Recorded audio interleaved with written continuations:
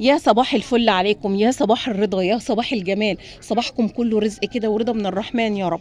شايفين الحوض ده كله؟ الحوض ده كله انا زرعاه ب4 جنيه، جبت ب2 جنيه تقاوي بقدونس وب2 جنيه تقاوي كزبره.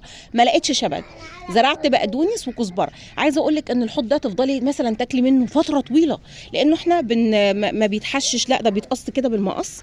بتقصي، انا بس عايزه بنقص ماشي، وبتفضل الجذور في الارض زي ما هي. يعني احنا بناخد من فوق والجذور بتفضل زي ما هي، بتطلع تاني. يعني انا عندي جزء هنا كنت قصاه، حتى انتوا هتلاحظوا ان هو قصير اهو، بقص يطلع تاني، كل ما تقص يطلع تاني.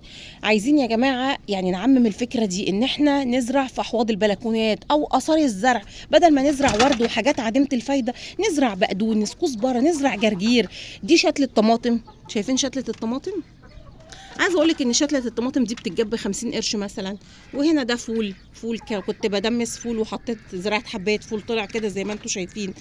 يعني عايزين نعمم الفكره دي، نزرع خضار، نزرع حاجات مفيده. صباحكم فل.